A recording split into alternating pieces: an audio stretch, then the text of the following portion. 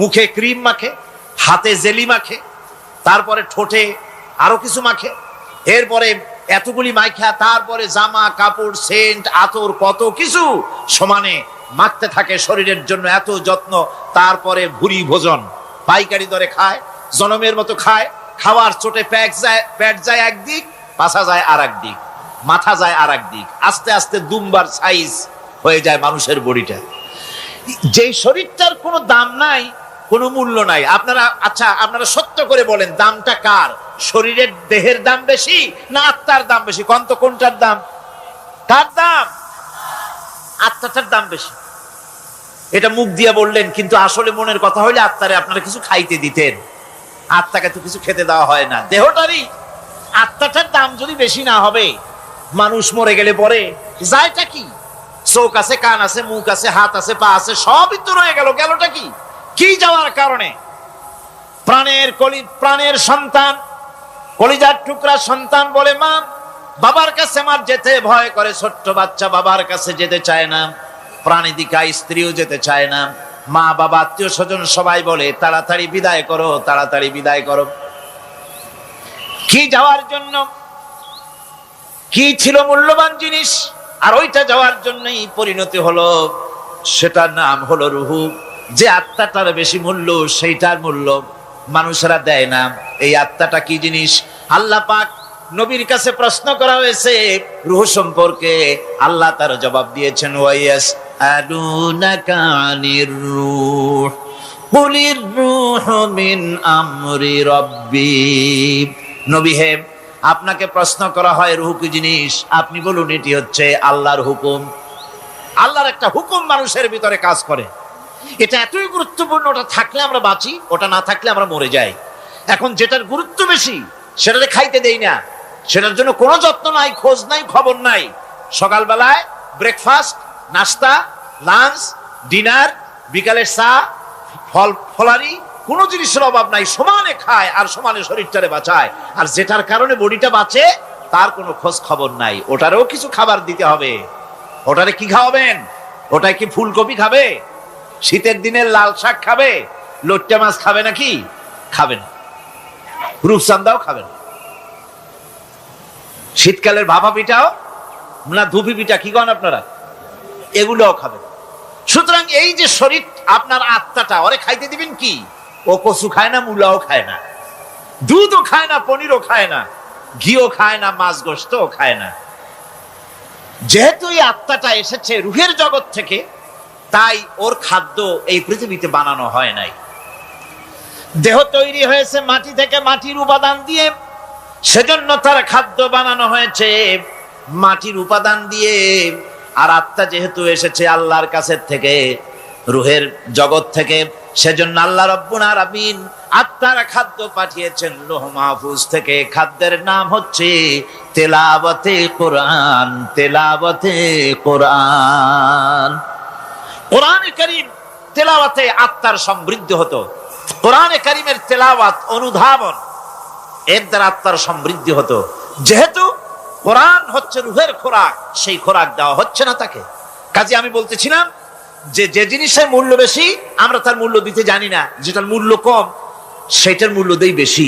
অনুরূপ ভাবে এই পৃথিবীর কোন দাম নেই, আল্লাহ পাক বলছেন, সেই জিনিসটার মূল্য আমরা বেশি দিলাম, আর পরকালের চিন্তা আমাদের দিল থেকে উবে গেল।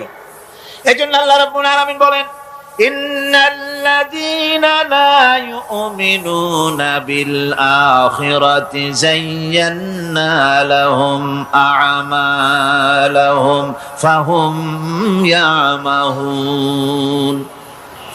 যারা পরকালের প্রতি ঈমান আনে না, পরকালকে যারা বিশ্বাস করে না, তাদের ক্রিয়াকাণ্ডকে তাদের কাছে চিত্তাকর্ষক বানায় দেওয়া হয়। আর এভাবে তারা পথভ্রষ্ট হয়ে যায়। দুনিয়া তাদের কাছে বেশি মজা লাগে, দুনিয়াটা বেশি ভালো লাগে। কয় হুজুর, তাফসীরের মাহফিল ভালো লাগে, আবার যখন কীর্তন শুনতে যাই, সিনেমা দেখতে যাই, তাও খারাপ লাগে না, তাও ভালো লাগে। মিলাদ শরীফও ভালো লাগে, কীর্তনও ভালো লাগে, ওয়াজ মাহফিলও ভালো লাগে, গানও ভালো লাগে, সিনেমাও ভালো লাগে। এই যে দুই জিনিস ভালো লাগে, এটা হলো মুনাফিকি রোগ। এটা কি রোগ বলেন না সবাই? এটা কি রোগ? মুনাফিকি রোগ। ইমানের স্বাদ যখন নষ্ট হয় তখন এই অবস্থার সৃষ্টি হয়। বিষাক্ত সাপ যখন মানুষকে দংশন করে, রাতের অন্ধকারে বিষাক্ত সাপে মানুষকে দংশন করেছে, ওঝা আনা হলো। ওঝা এসে সর্বপ্রথম টেস্ট করবে যে সাপটা কি বিষাক্ত না এমনি সাধারণ সাপে তাকে দংশন করেছে, সাপটা কি ধরনের। এটা টেস্ট করার জন্য সাপে কাটা রোগীর মুখে ওঝা মুখের মধ্যে খুব ঝাল মরিচ অথবা লবণ এটা দেয়। দিলে পরে সে যদি বলে পানি পানি লাগে, খুব ঝালওয়ালা মরিচ কিন্তু মুখে পানি পানি লাগে, বুঝতে হবে বিষাক্ত সাপে কামড়িয়েছে।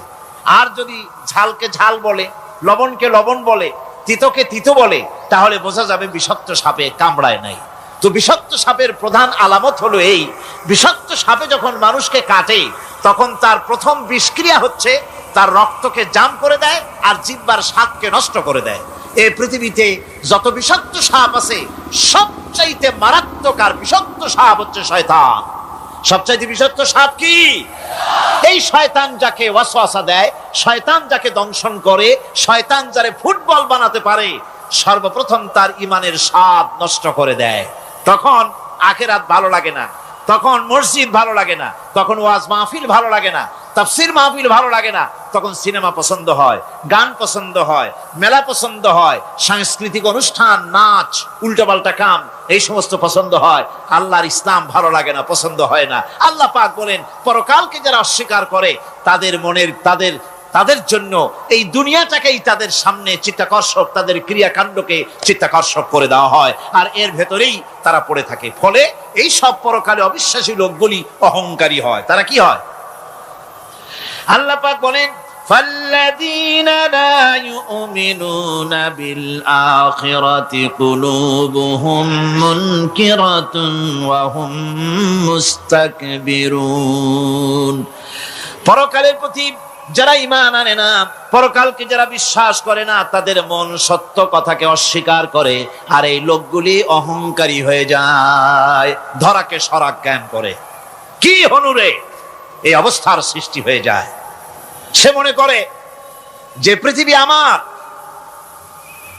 উলট পালট করে দে মা, লুটে পুটি খাই, পরকালে বিশ্বাস নাই, যা খুশি সে তখন তা করতে থাকে এবং অহংকারী হয়ে যায়।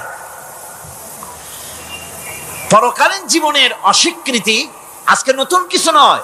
আজও এক শ্রেণীর লোক আছে যারা বলে পরকাল বলে কিছুই নাই, আল্লাহ সম্পর্কে বলে দেয়ার ইজ নো গড, স্রষ্টা বলতে কিছু নাই, পরকালকেও বিশ্বাস করে না এমন লোক আমাদের দেশে আছে কিনা? কোন জোরে কোন আছে কিনা? যথেষ্ট তৈরি হয়েছে এবং বর্তমান সময় বেশি তৈরি হয়েছে। অতীতের কোন সময় ইসলাম আর মুসলিম সেন্টিমেন্ট এত আহত হয় নাই যত এই কয়েক বছরের মধ্যে হয়েছে, ঠিক কিনা? পরকালকে অস্বীকার করেছে, কোরআন শরীফকে আগাগোড়া সংশোধনের কথা বলেছে, আল্লাহকে মিথ্যাবাদী বলেছে। নাউজুবিল্লাহ পড়েন না কেন? নাউজুবিল্লাহি মিন যালিক। আল্লাহকে মিথ্যাবাদী বলা হয়েছে, কোরআনের সংশোধনের দাবি উঠেছে, মাদ্রাসার ভেতরে ডাকাত দুষ্ট পয়দা হয় বলা হচ্ছে। এভাবে করে তারা আল্লাহকে অস্বীকার করেছে, কোরআনকে অস্বীকার করেছে, পরকালকে অস্বীকার করছে। পরকালকে সেই অতীতের যুগের কাফেররাই অস্বীকার করে নাই, বর্তমান যুগেরও এক শ্রেণীর লোকেরা, তারা আবার মুসলমান নামধারী, নাম মুসলমানি নাম লাগানো আছে, পরকালকে তারা অস্বীকার করছে। এদের ভিত্তি হচ্ছে এই, তারা বলে ইন হিয়া ইল্লা হায়াতুনাদ দুনিয়া ওয়া মা নাহনু বিমাবউসিন। তারা বলে এই দুনিয়ার জীবনটাই একমাত্র জীবন, এই দুনিয়ার জীবনই হলো একমাত্র জীবন, আমরা আর উঠবো না পরকালে, পরকাল বলে কিছুই নাই, পরকাল বলে কোনো জিনিস নাই, আমাদেরকে কিয়ামতে আল্লাহর দরবারে ওঠা লাগবে না। সুতরাং তারা ওমর খৈয়ামের মুরিদ হয়ে যায়। তারা বলতে থাকে এই বেলা ভাই মদ খেয়ে নাও, কাল নিশীতের ভরসা কই, চাঁদনি জাগিবে যুগ যুগ ধরি, আমরা তোমার রবনা সই। যত পারো মদ খাও, নগদ যা পাও হাত পেতে নাও, বাকির খাতায় শূন্য থাক।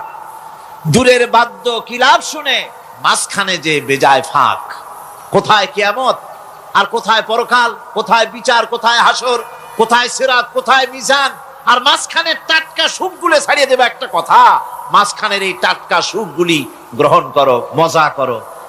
এই সব শিক্ষা দেওয়া হয় ওই সেকুলার শিক্ষা ব্যবস্থার মাধ্যমে কলেজে এবং বিশ্ববিদ্যালয়গুলিতে। যার কারণে পরকালের বিশ্বাস নাই বলে এমন কোনো কাজ নাই যা তারা করতে পারে না। এই মাত্র কয়েক মাস দেড়েক আগে রাজশাহী ইউনিভার্সিটিতে যে কাণ্ডটা ঘটে গেল, মনে আছেন আপনাদের? পত্রপত্রিকায় আপনারা পড়েছেন। এবং আমি রাজশাহীতে গিয়ে সেখানে প্রত্যক্ষদর্শী যারা দেখেছে তাদের মুখে শুনেছি, শিক্ষাবর্ষ সমাপন করেছে যে সব ছাত্র ছাত্রীরা, তারা র‍্যাগ ডে উদযাপন করছে। র‍্যাগ ডে উদযাপন যেদিন করবে সেই দিনে তারা উচ্ছৃঙ্খল কাপড় চোপড় পরেছে, ছেলেরা এবং মেয়েরা উভয়। এমন ভাবে কাপড় পরেছে যে কাপড় দ্বারা তারা শরীরের গোপন অঙ্গগুলি দেখা যায়।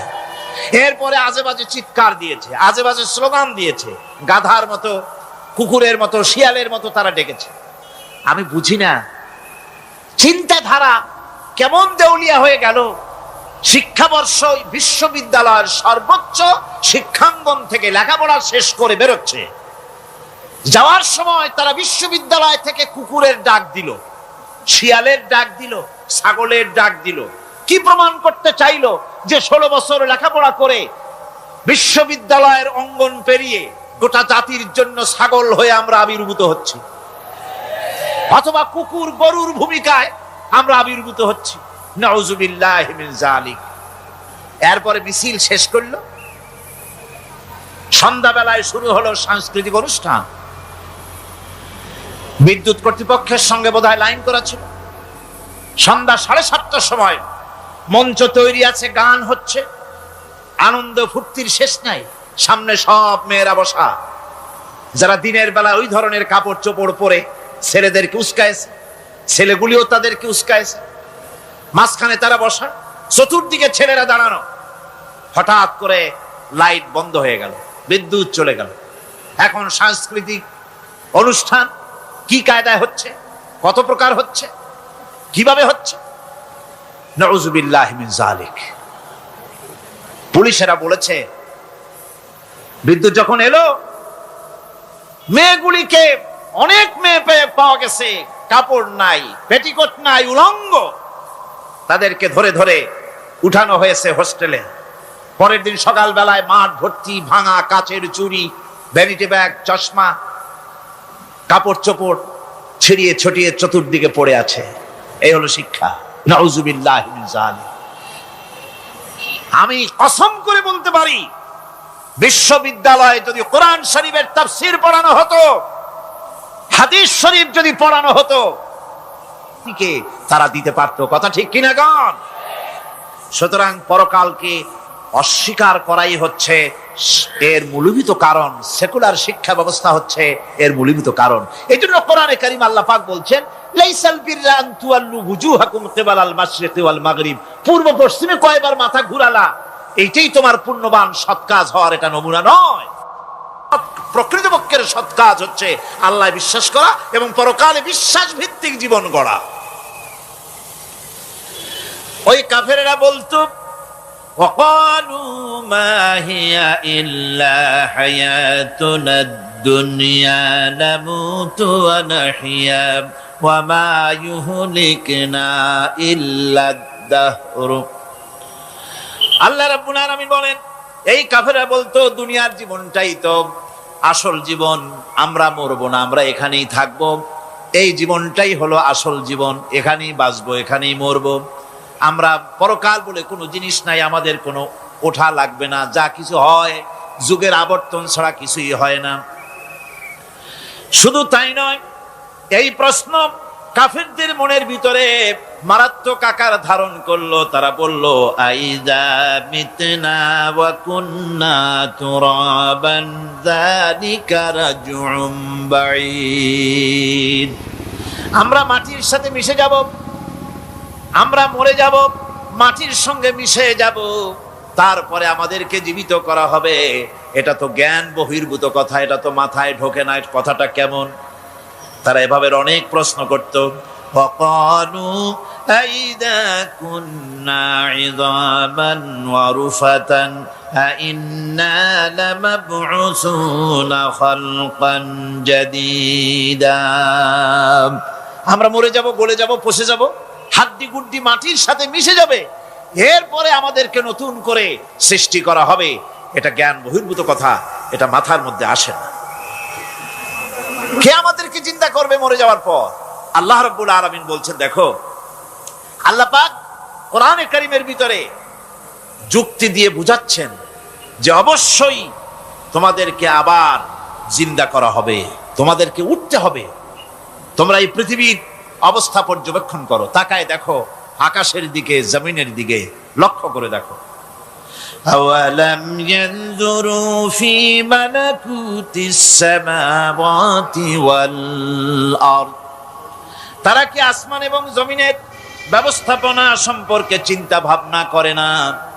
ওই বিরাট আকাশটাকে যে আল্লাহ রাব্বুল আলামিন তৈরি করলেন, এই জমিনটাকে যিনি তৈরি করলেন, তিনি কি তোমাকে মৃত্যুর পরে তিনি কি জিন্দা করবেন না? তিনি কি জিন্দা করতে পারবেন না? কেমনে তোমরা অস্বীকার করতে পারো? দুনিয়ার ব্যবস্থাপনা এবং এই পৃথিবীর আকাশ এবং জমিনের ব্যবস্থাপনা সম্পর্কে তোমরা চিন্তা ভাবনা করে দেখো, অবশ্যই আল্লাহ রাব্বুল আলামিন তোমাদেরকে আবার জিন্দা করবেন। ওয়াকাইয়িম মিন আয়াতিন ফিস সামাওয়াতি ওয়াল আরদি ইয়ামুররুনা আলাইহা ওয়া হুম আনহা মুরিদুন। আসমান জমিনে বহু নিদর্শন পড়ে আছে যেগুলি তারা অতিক্রম করে যায়, অথচ সে সম্পর্কে তারা মোটেই চিন্তা ভাবনা করে না। চিন্তার বহু বিষয় আল্লাহ পাক এই পৃথিবীতে রেখেছেন। যারা চিন্তাশীল, যারা জ্ঞানবান, তারা এর দ্বারা বুঝতে পারে। আল্লাহ রাব্বুল আলামিন বলছেন, ইন্না ফি খালকিস সামাওয়াতি ওয়াল আরদি ওয়া ইখতিলাফিল লাইলি ওয়ান নাহার লাআয়াতিন লিউলিল আলবাব। নিশ্চয়ই আকাশ সৃষ্টি এবং জমিন সৃষ্টির ব্যাপারে আর রাত আর দিনের পরিবর্তনের ব্যাপারে যারা জ্ঞানবান তাদের জন্য নিদর্শন রয়েছে। যারা জ্ঞানবান তাদের জন্য চিন্তার বিষয়বস্তু রয়েছে। গবেষণা করো, চিন্তা করো, এই পৃথিবীতে আল্লাহ পাক যা কিছু সৃষ্টি করেছেন তার পক্ষে আবার তোমাদেরকে সৃষ্টি করা মোটেই অসম্ভব নয়। পরকালীন জীবনের সম্ভাবনা সম্পর্কে কোরআন অবিশ্বাসীদেরকে বলছে, দেখো আল্লাহুল্লাযী রাফা'আস সামাওয়াতি বিগাইরি আমাদিন তারাউনাহা সুম্মা ইসতাওয়া আলাল আরশ। সে আল্লাহ তোমাদের নিকট দৃশ্যমান স্তম্ভ ছাড়াই ওই বিশাল আকাশটা তৈরি করেছেন। যারা পরকাল আছে বলে উঠতে হবে একথা যারা বিশ্বাস করে না, তাদের ব্যাপারে আল্লাহ পাক এই যুক্তি দিচ্ছেন, দেখো এই বিশাল যে আকাশটা, এই আকাশে কোনো খুঁটি আছে? কথা বলেন না কেন? এই আকাশে কোনো খুঁটি আছে? কোন রকমের খুঁটি ছাড়াই ওই বিশাল আকাশটা কে বানিয়েছেন? জোরে চিৎকার দিয়ে বলেন, কে বানাইছেন? এই যে শামিয়ানা, একটা বিশাল প্যান্ডেল, এই প্যান্ডেলে খুঁটি আছে না নাই? শুধু আছে না, একটা দুইটা না, জনমের মতো খুঁটি আছে। চতুর্দিকে তাকায় দেখে কত খুঁটি। এতটুকু একটা শামিয়ানায় শত শত খুঁটি লাগতেছে কাপড়টা ধারণ করবে বলে। কি ধারণ করবে? কাপড়। আর অত বড় বিশাল আকাশ, সে আকাশটার কোনো খুঁটি আছে? আল্লাহ পাক বলছেন, কোন দৃশ্যমান খুঁটি ছাড়াই এত বড় বিশাল আকাশটা তোমার মাথার উপরে দাঁড়িয়ে আছে এবং আল্লাহ পাক আরশের উপরে দীপ্তমান হয়ে আছেন। এগুলি দেখেও কি তোমার মাথার মধ্যে কোনো চিন্তা আসে না যেটা কি করে সম্ভব হলো? অনেকে তো এমন আছে শিক্ষিত লোক, তারা আবার বলে কি, কয় যে না আকাশ বলে কিছু নাই, ওই অনেক দূরে তো সেই জন্য নীলে নীলে দেখা যায়, আসলে কিছু নাই। আকাশ, কোরআনে কারীমের মধ্যে আকাশ সম্পর্কে যে কথা বলা হয়েছে, বিশাল, যার কোনো কুল নাই, কিনারা নাই, মহাশূন্য। আমি সামনে বলবো আকাশ সম্পর্কে কথা আসতেছে। আল্লাহ পাক বলছেন, দেখো ওই বিশাল আকাশটাকে আমি সৃষ্টি করে রেখেছি, কোনো খুঁটি লাগাই নেই। তোমার মতো একটা ছোট্ট মানুষ সৃষ্টি করেছি, মরে যাওয়ার পর মাটির সাথে মিশে যাবা, আবার তোমাকে যে আমি উঠাবো এ ব্যাপারে তোমার চিন্তার মধ্যে দুর্বলতা আসলো কেন যে সেই আল্লাহ রাব্বুল আলামিন তোমাকে উঠাতে পারবেন না? وسخر الشمس والقمر كل يجري لأجل مسمى তিনি চন্দ্র সূর্যকে আজ্ঞাবর্তী করেছেন, প্রত্যেকেই তার নির্দিষ্ট সময় সীমা মতো চলাফেরা করতেছে।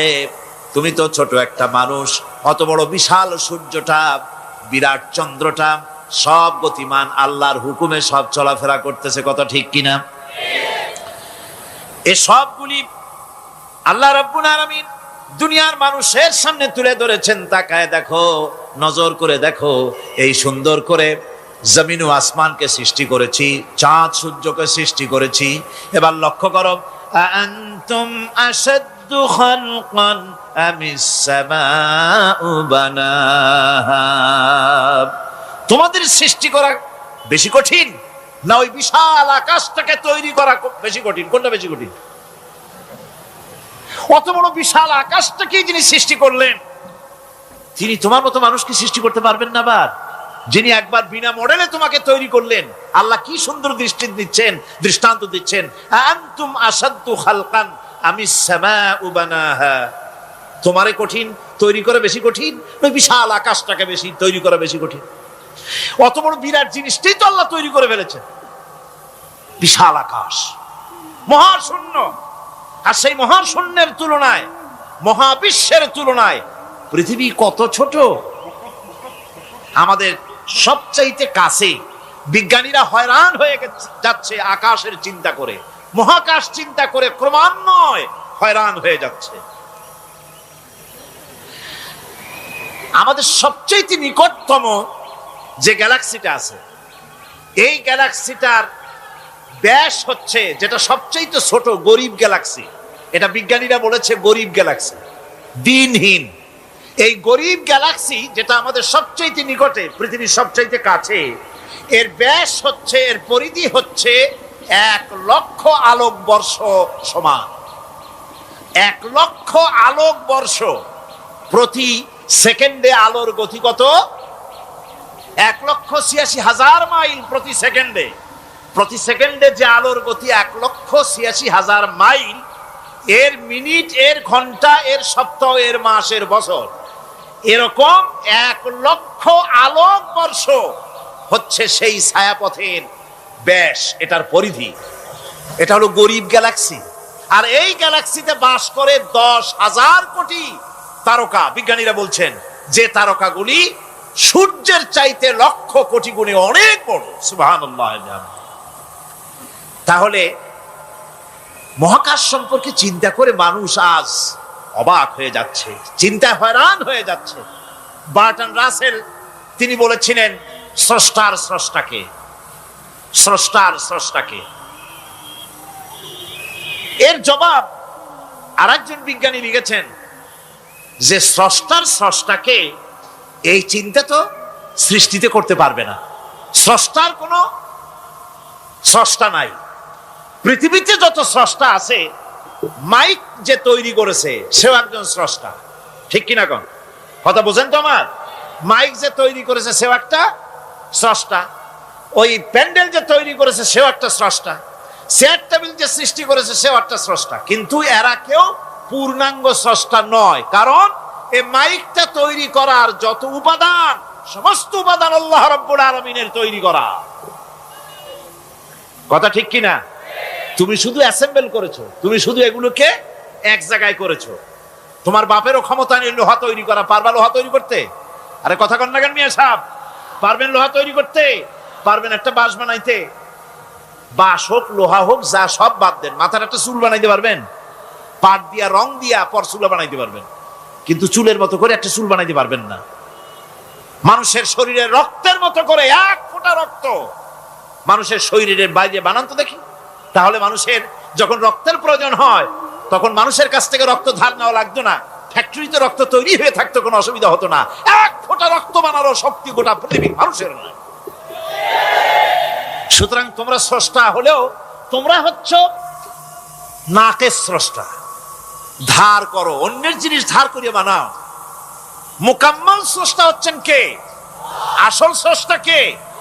এরকম বললে হবে না, গায়ের সমস্ত শক্তি দিয়া বলেন আসল স্রষ্টা কে? ওই বিজ্ঞানী বলছেন যে বার্টন রাসেল বলছে স্রষ্টার স্রষ্টা কে? স্রষ্টার স্রষ্টা তুমি খুঁজে পাবে না, তোমার মাথায় ঢুকবে না। আগে সৃষ্টি চিন্তা করো।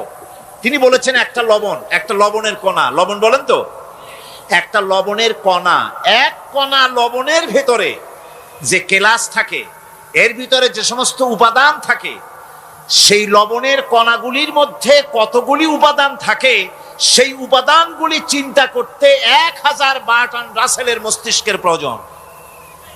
তো একটা লবণ কণার ভিতরে কি আছে সেইটাকে উদ্ধার করার জন্য যদি 1000 বার্টন রাসেলের মস্তিষ্ক লাগে, তাহলে গোটা বিশ্ব আকাশ আর জমিন যিনি সৃষ্টি করেছেন তাকে চিন্তা করা কি তোমার মগজে কুলাবে? দুনিয়ার প্রথম দিন থেকে শুরু করে কিয়ামত পর্যন্ত মানুষ, যত মানুষ এসেছে আর যত মানুষ আসবে, স্রষ্টা সম্পর্কে চিন্তা করা একটা অসম্ভব ব্যাপার। স্রষ্টার সামনে শুধু মাথাই নত করবা।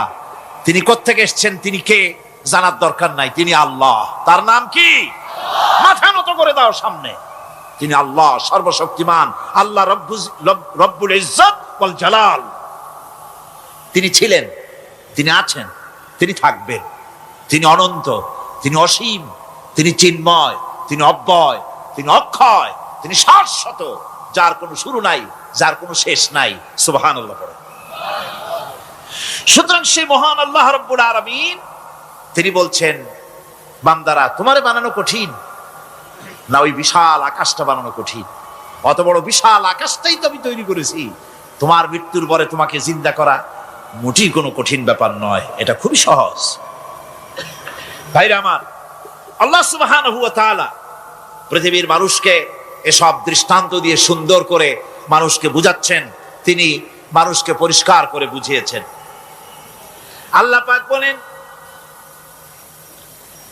এই পৃথিবীতে এসব প্রশ্নের চূড়ান্ত জবাব দিতে গিয়ে আল্লাহ পাক বলছেন, কুল ইউহিহাল্লাযী আনশাআহা আউওয়ালা মাররা ওয়া হুয়া বিকুল্লি খালকিন আলীম। বলে দাও, তোমাদের মৃত্যুর পরে সেই আল্লাহ রাব্বুল আলামিন তোমাদেরকে জিন্দা করবেন, যিনি তোমাদেরকে প্রথমবারে তৈরি করেছিলেন। প্রথমে যিনি সমস্ত জিনিস সৃষ্টি করেছেন, ওই আল্লাহ রাব্বুল আলামিন তোমাদেরকে আবার জিন্দা করবেন। আর এসব জিনিসকে খেল তামাশার বিষয়বস্তু করে তৈরি করা হয় নাই। সমস্ত জিনিসের পেছনে বিরাট উদ্দেশ্য কাজ করেছে। একটা লক্ষ্য নিয়ে, সামনে নিয়ে, উদ্দেশ্য নিয়ে আল্লাহ তৈরি করেছে। আল্লাহ পাক বলছেন, وَمَا خَلَقْنَا السَّمَاوَاتِ وَالْأَرْضَ وَمَا بَيْنَهُمَا لَاعِبِينَ। এই পৃথিবীতে আকাশ, ওই বিশাল আকাশ এবং জমিন এবং এর মধ্যস্থিত কোন জিনিসকে আমি খামোখা তৈরি করি নাই, খেল তামাশার বিষয়বস্তু হিসাবে তৈরি করি নাই। যারা নাকি জ্ঞানবান, যারা বুদ্ধিমান, তাদের সম্পর্কে আল্লাহ বলেন, আল্লাযীনা ইয়াযকুরুনা আল্লাহা কিয়ামান ওয়া কুউদান ওয়া আলা জুনুবিহিম ওয়া ইয়াতাফাক্কারুনা ফি খালকিস সামাওয়াতি ওয়াল আরদ রাব্বানা মা খালাকতা হাযা বাতিলা সুবহানাকা ফাকিনা আযাবান নার।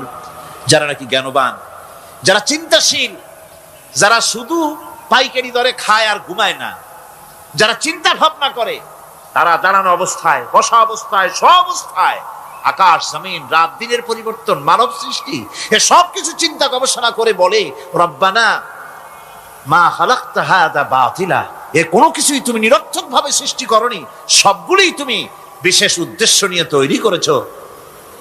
ফাকিনা আযাবান নার, সুতরাং আমাকে জাহান্নামের আগুন থেকে তুমি রক্ষা করো, আমাকে তুমি রক্ষা করো। আমরা সবাই বলি আমিন। চিন্তাশীল এবং গবেষক যারা, তারা এভাবে চিন্তা ভাবনার মাধ্যমে এ সব কিছু তারা বুঝতে পারে যে এই পৃথিবী খেল তামাশার বিষয় নয়। এই পৃথিবীকে আল্লাহ পাক এমনি এমনি তৈরি করে।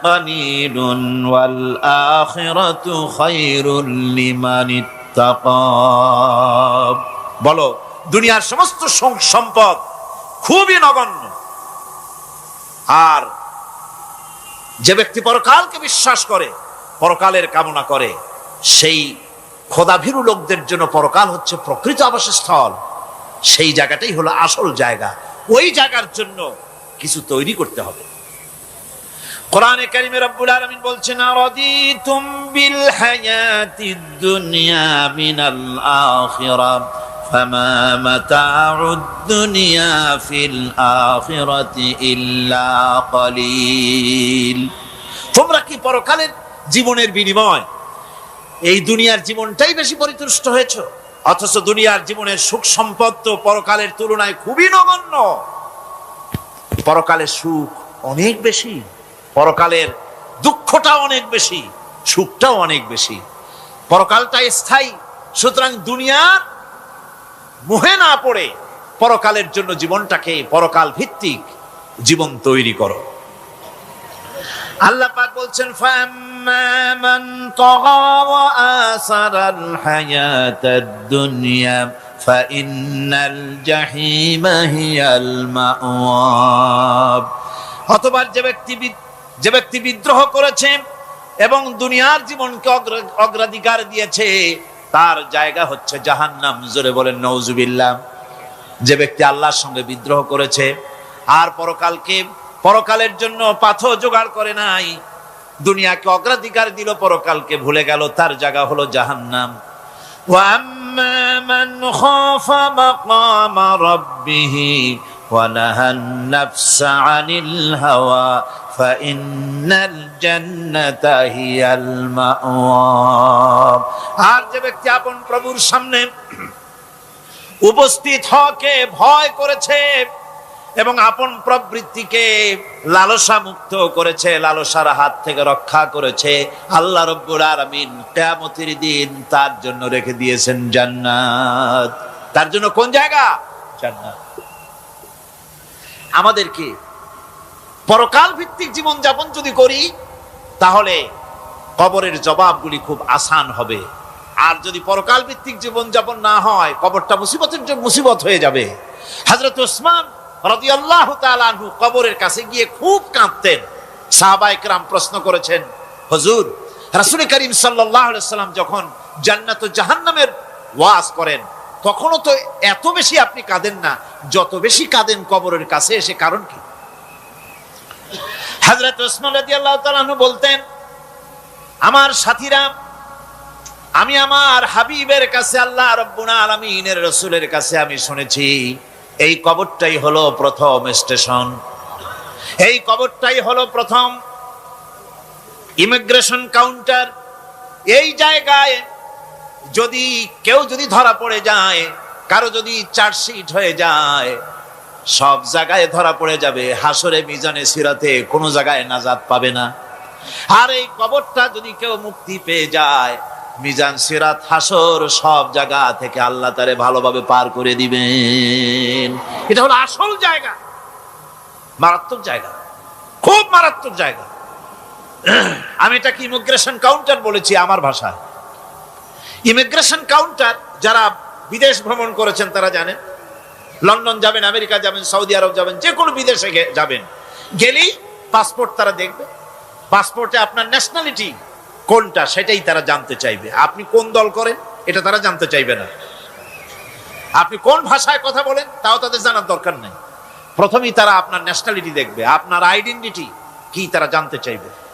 তারপরে যদি স্যাটিসফ্যাক্টরি হয়, আপনাকে ভিসা দিয়ে ভেতরে ঢুকবার ব্যবস্থা করে দেবে। আর যদি তারা স্যাটিসফাইড না হয়, তাহলে আপনাকে মেহমানখানায় ঢুকানো হবে গ্রেফতার করে। আপনি আন্দাজ এখানে আসছেন কেন? এই জন্য কবর হচ্ছে এ ধরনের একটি ইমিগ্রেশন কাউন্টার। কবরের ভিতরে মানুষ যখনই রাখা হবে, সঙ্গে সঙ্গে দুজন ফেরেশতা আসবে। কবরের কাছে যারা এসেছিল, দাফন হয়ে যাওয়ার পর এই লোকগুলি 40 কদম যেতে যতক্ষণ লাগে, এর মধ্যেই দুজন ফেরেশতা এসে যাবে। এসে জিজ্ঞেস করবে, মান রব্বুকা, তুমি কোন দল করতে? ওটা তাদের জানার দরকার নেই। চাকরি কিসে করতেন ওটা জানার দরকার নেই। ব্যবসা করতেন না চাকরি করতেন প্রয়োজন নেই। প্রথমেই জিজ্ঞাসা করা হবে ন্যাশনালিটি, প্রথমেই জিজ্ঞাসা করা হবে তার ন্যাশনালিটি সম্পর্কে, তার আইডেন্টিটিটা কি, এবং সেটাকে সত্যায়িত করার জন্য, বোঝার জন্য 3টি প্রশ্ন। প্রথম প্রশ্ন, মান রাব্বুকা ওয়া মা দীনুকা ওয়া মান নাবিয়্যুকা, তোমার রব কে, তোমার দ্বীন কি, তোমার নবী কে।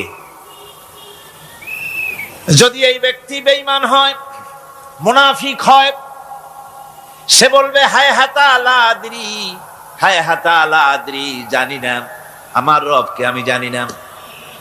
তোমার দিন কি, দিন কারে কয় বুঝি না।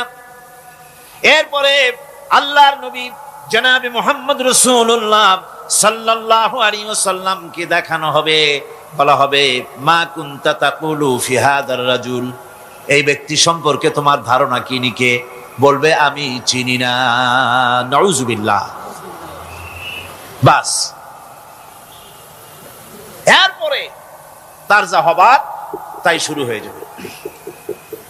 আর যদি বান্দাটা মুমিন হয়, প্রশ্ন করা হবে মান রাব্বুকা, জবাব দেবে রব্বি আল্লাহ, আমার রব আল্লাহ রাব্বুল আলামিন।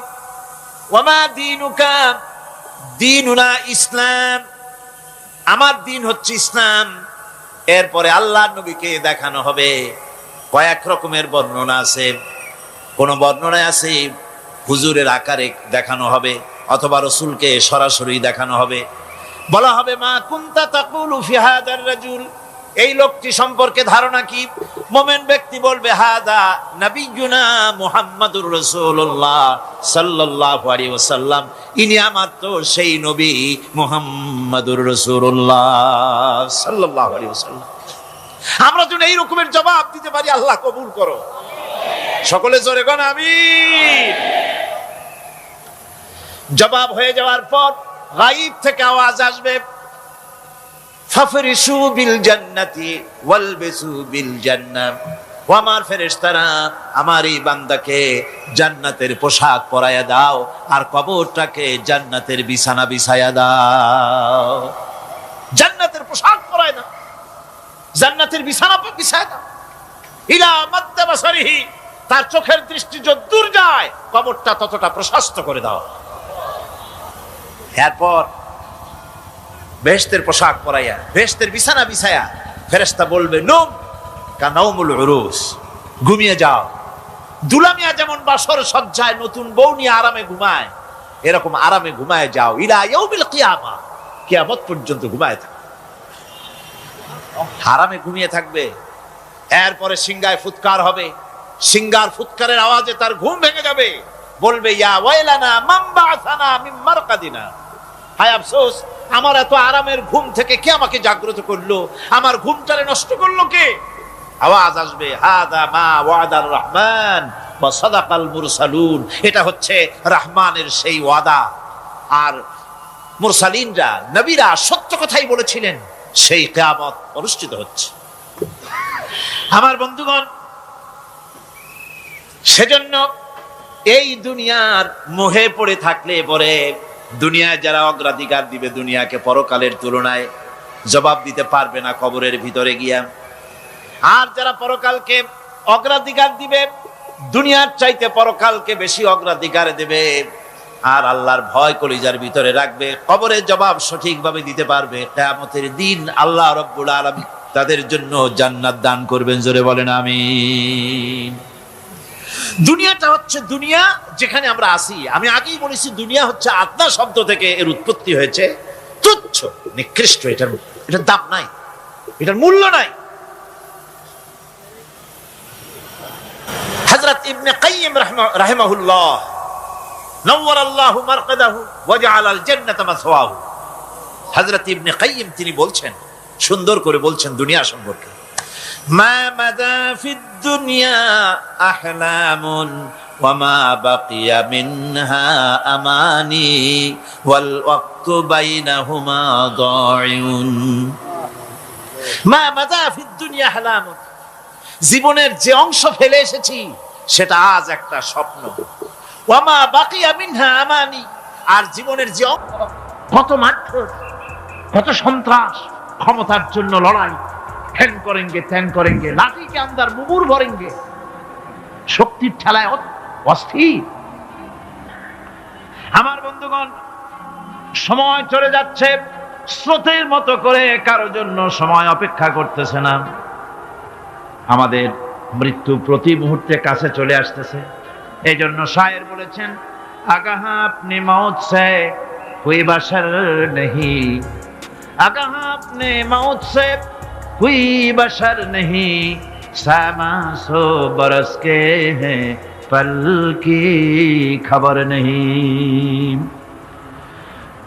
মৃত্যু সম্পর্কে আমাদের কারো জানা নাই, যে কোনো মুহূর্তে মৃত্যু আমাদের কাছে এসে যেতে পারে।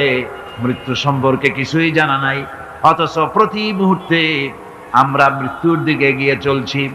মাল সামান 100 বছর কি ধরে খাবো তাও জমা করে রেখেছি, কিন্তু এক মুহূর্তের খবর নাই। মাহফিলে এসেছি, বাড়ি যেতে পারবো নিশ্চয়তা নাই। আছে? বলেন আছে? আপনি বাড়ি যাও ভালো, বসেছেন, দাঁড়াতে পারবেন এই নিশ্চয়তা আছে? নাই। সুতরাং সূরাটিতে সময়ের উপরে কসম করে মূলত সময়ের অপরিসীম গুরুত্ব সম্পর্কে আল্লাহ পাক মানুষকে বুঝাই দিতেছেন। সময়ের দাম দাও।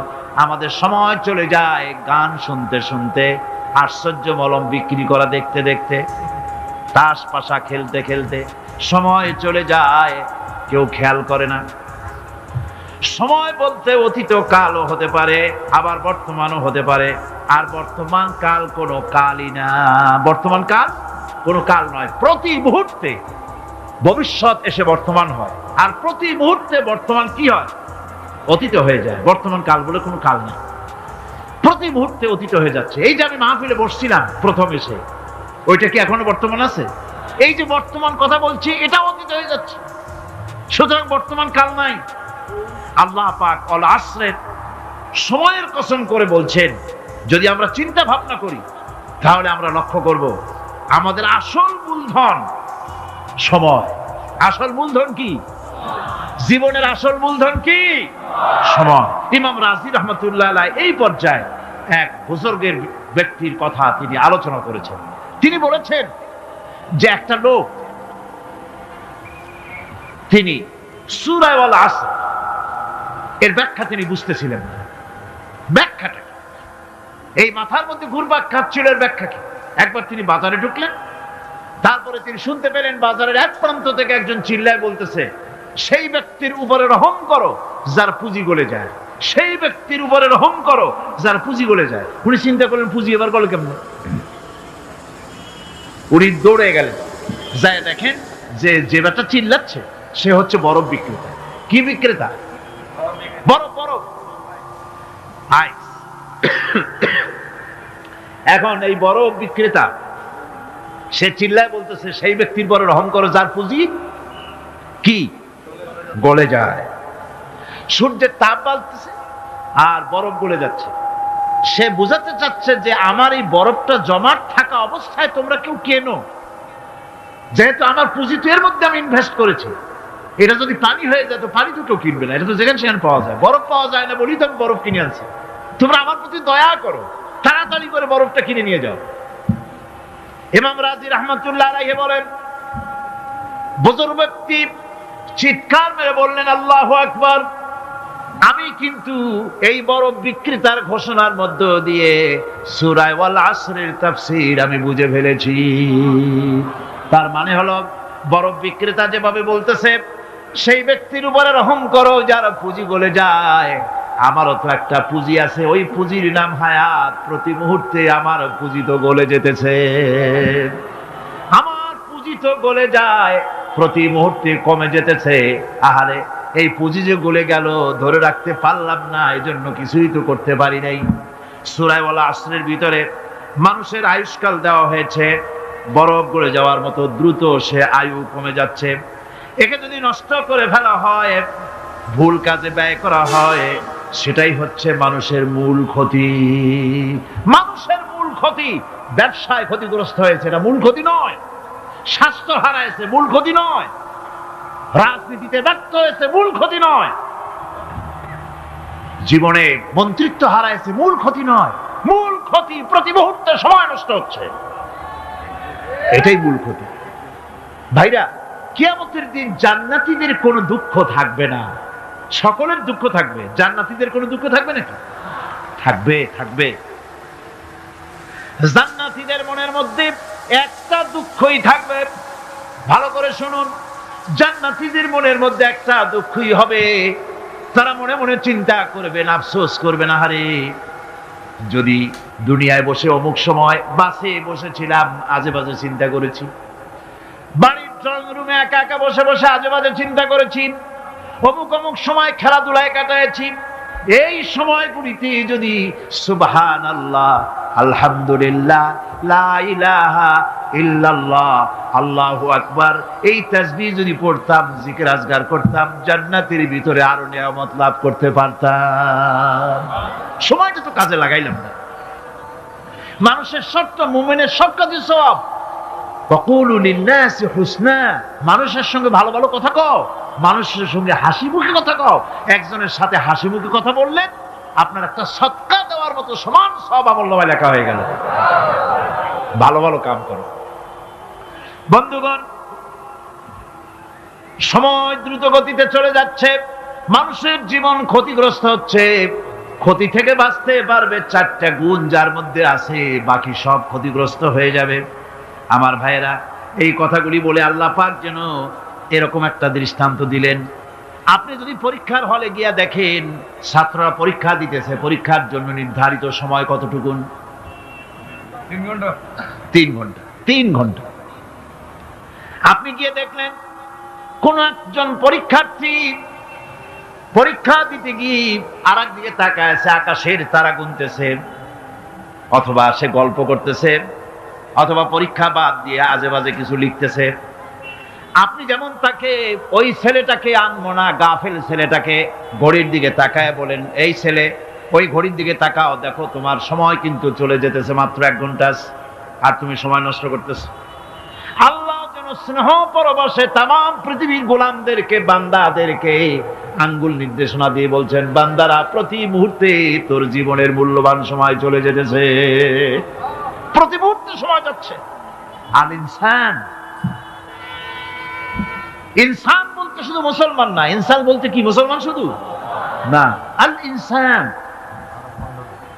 মানব মণ্ডলী, বিশ্বের সমস্ত মানুষকে আল্লাহ বলছেন, হিন্দু, খ্রিস্টান, বৌদ্ধ, নাসারা, ইহুদি, মজুসি, মুসলমান, বিশ্বের সব মানুষকে আল্লাহ বলছেন। যেহেতু আল্লাহ স্রষ্টা, মানুষের ব্যাপারে সার্বিক কল্যাণময় কথা কে বলতে পারেন? কে বলতে পারেন? সে আল্লাহ রাব্বুল আলামিন বলছেন, সময় চলে যাচ্ছে, ও পৃথিবীর মানুষেরা। এই মানুষ বলতে আল্লাহ রাব্বুল আলামিন কোন ব্যক্তি, কোন গোষ্ঠী, কোন জাতিকে বলেন নাই, বলেছেন সমগ্র মানবতাকে। এর অর্থ হচ্ছে সূরাটিতে উল্লেখ্য 4টি গুণ যদি আমল করতে পারে লোকেরা, যেই ব্যক্তি করবে, যেই সমাজ করবে, যেই রাষ্ট্র করবে, যেই গোষ্ঠী করবে, যেই জাতি করবে, তারাই ক্ষতি থেকে বেঁচে যাবে। আর যারা করবে না, তারা ক্ষতিগ্রস্ত হবে। কি হবে বলুন? এখন আল্লাহ পাকের কথা শুনুন। আল্লাহ পাক বলছেন, ওয়াল আসরি ইন্নাল ইনসানা লাফি খুসর। খুসর, খুসরিন, এই যে খুসর, খাসারা, এই শব্দটা হচ্ছে আবিধানিক অর্থে ক্ষতি, হচ্ছে লাভের বিপরীত। লাভের বিপরীত কি? ক্ষতি। নাফা, এই নাফার বিপরীত কি? নোকসান। খাসারাটা কি? নোকসান বলা হয় পুঁজি 50,000 খাটাইছিলাম, লাভ করতে পারি নাই, পুঁজি ঠিক আছে, এটাকে বলা হয় নোকসান। এটাকে কি বলা হয়? নোকসান। কিন্তু আমি পুঁজি খাটিয়েছিলাম 50,000 টাকা, লাভ তো হয়ই নাই, পুঁজিও চলে গেছে, আমও গেছে, ছালাও গেছে, আমও নাই, ছালাও নাই। এইটারে আরবিতে কি বলা হয়? খাসার, দেউলিয়া। দেউলিয়া হয়ে গেছে। দেউলিয়াটা বোঝেন ভালো আপনারা, দেউলিয়া হয়ে গেছে। কোরআন লাভ বা সাফল্যের ধারণা যেমন নিছক পার্থিব নয়, সমৃদ্ধির কথা শুধু পার্থিব নয়, জন্ম থেকে শুরু করে মৃত্যু পর্যন্ত কোরআনের লাভের কথা যখন বলা হয়, তখন জন্ম থেকে মৃত্যু পর্যন্ত, আখিরাত পর্যন্ত, কিয়ামত পর্যন্ত। ক্ষতিটাও জন্ম থেকে শুরু করে মৃত্যু পর্যন্ত, কিয়ামত পর্যন্ত ক্ষতিটা। এই ক্ষতি থেকে বাঁচবার জন্য কোরআনে কারিমে বিভিন্ন জায়গায় এই খাসারা শব্দ ব্যবহার করা হয়েছে। আল্লাহ রাব্বুল আলামিন বলছেন, ওয়ামান খাফফাত মাওয়াজিনুহু ফাউলাইকাল্লাযীনা খাসিরু আনফুসাহুম বিমা কানু বিআয়াতিনা ইয়াযলিমুন। যাদের পাল্লা ভারী হবে কিয়ামতে তারাই হবে সফলকাম, আর যাদের পাল্লা হালকা হবে, নেকির পাল্লা যাদের হালকা হবে তারা হবে ক্ষতিগ্রস্ত, তারা নিজেরাই ক্ষতি সাধনকারী হবে কিয়ামতের দিন। কাজে মানুষের জীবনের সমুদয় কার্যাবলীর ভালো অংশ যদি খারাপ অংশের উপরে বিজয়ী হয়, তারপরে খারাপ অংশ পাওনাদারদের দিয়ে টিয়া, এরপরে যদি নেকি কিছু বাকি থাকে, তাহলে বোঝা গেল লোকটা কিয়ামতে নাজাত পাবে। আর যদি ভালো কাজের উপরে খারাপ কাজ বিজয়ী হয়ে যায় আর সমস্ত পাওনাদারদেরকে পাওনা মিটাইয়া তারপরেও পাপ বাকি থেকে যায়, এক চাইতে খাসারা পৃথিবীতে আকাশে জমিনে কিছুই আর হবে না। এর থেকে বাঁচার জন্য আল্লাহ পাক, এই খাসারা থেকে বাঁচার জন্যই মানুষকে এই কথা বলছেন। এই কথাটি কোরআনে কারিমের অন্য একটি আয়াতে আরো সুন্দর করে বলা হয়েছে, যারা নাকি এই দুনিয়ার বুকে যারা নিজেদের পুঁজি খাটাইছে, জীবনের পুঁজি সুদ কামাইতে খাটালো, জীবনের পুঁজি খাটালো হারাম কামাইয়ের ভিতরে, অন্যায় কাজের ভিতরে, যারা জীবনের পুঁজিকে আল্লাহর দ্বীনের কাজে লাগাতে পারে নাই, তাদের সম্পর্কে বলা হচ্ছে হাসিরাত দুনিয়া ওয়াল আখিরাতা যালিকা হুয়াল খুসরানুল মুবিন। হাসিরাত দুনিয়া ওয়াল আখিরা, দুনিয়াও ক্ষতিগ্রস্ত, আখিরাতেও ক্ষতিগ্রস্ত। এটা হচ্ছে তার জন্য সুস্পষ্ট ক্ষতি, এর থেকে বড় ক্ষতি আর কিছুই হতে পারে না। আল্লাহ পাক কোরআনে কারীমে অন্যত্র বলেছেন, وَنُنَزِّلُ مِنَ الْقُرْآنِ مَا هُوَ شِفَاءٌ وَرَحْمَةٌ لِّلْمُؤْمِنِينَ وَلَا يَزِيدُ الظَّالِمِينَ إِلَّا خَسَارًا। আমি এই কোরআন অবতরণের পরিক্রমায় এমন সব বিষয় অবতীর্ণ করেছি যা মুমিনদের জন্য নিরাময় এবং তাদের জন্য রহমত, আর জালিমদের জন্য ক্ষতি ছাড়া আর কিছুই বৃদ্ধি পায় না। জালিমদের জন্য ক্ষতি বৃদ্ধি পায়, আর যারা মুমিন তাদের জন্য এর মধ্যে নিরাময় আছে, এর মধ্যে রহমত আছে। অর্থাৎ যারা এই কোরআনকে যারা নিজেদের আইনের কিতাব হিসাবে গ্রহণ করেছে, কোরআনকে তাবিজের কিতাব হিসাবে নয়, ধর্মীয় কিতাব হিসাবে নয়, কোরআন সংবিধান। কোরআন কি? কোরআনকে যারা সংবিধান হিসাবে মেনে নিয়েছে, কোরআনকে যারা সংবিধান হিসাবে গ্রহণ করলো, ব্যক্তি, পরিবার, সমাজ, রাষ্ট্রে, তাদের যাবতীয় মানসিক, বুদ্ধিবৃত্তিক, নৈতিক, তামাদ্দুনিক রোগের নিরাময় হবে, এর দ্বারা শান্তি হবে। কিন্তু যেসব জালিম এই কোরআনকে প্রত্যাখ্যান করেছি, কোরআনকে যারা মৌলবাদীদের কিতাব বলে, কোরআনের কথা বললে মৌলবাদ বলে গাল দেয়, তারা তাদের কপালকে পোড়াইয়া ছাই বানাইয়া দিছে, তাদের কপাল ভস্মীভূত করে দিয়েছে। আমার দেশে, এই দেশটা কি মুসলমান বেশি না অন্য জাতি বেশি? কোন? জোরে কোন? মুসলমান সবচেয়ে। খুব লক্ষ্য করে শোনেন, এই দেশে সবচেয়ে মুসলমান বেশি, ইন্দোনেশিয়ার পরে। পৃথিবীর দ্বিতীয় বৃহত্তম মুসলিম দেশ হলো কোনটা? বাংলাদেশ। এই দেশে ইসলামরে যত গালি দেওয়া হয়েছে, কোরআনকে যত গালি দেওয়া হয়েছে, আলেমদেরকে যত গালি দেওয়া হয়েছে, রাসূলুল্লাহকে যত গালি দেওয়া হয়েছে, ইসলামী আদর্শকে যত গালি দেওয়া হয়েছে, পৃথিবীতে কোন দেশে এইভাবে ইসলামকে গালি দেওয়া কোথাও হয় নাই। এমনকি আমেরিকার মতো দেশে, ইংল্যান্ডের মতো দেশেও কোরআনের বিরুদ্ধে এত কথা কেউ বলতে সাহস পাবে না, ইসলামের বিরুদ্ধে কথা বলতে সাহস পাবে না, যেহেতু মুসলমানেরা সেখানে পাল্টা আক্রমণ করবে। আজ আমার দেশে মুসলমানের ঘরের সন্তান হইয়া ইসলামের বিরুদ্ধে তারা বক্তব্য রাখে। মৌলবাদ জিকির উঠে গেছে।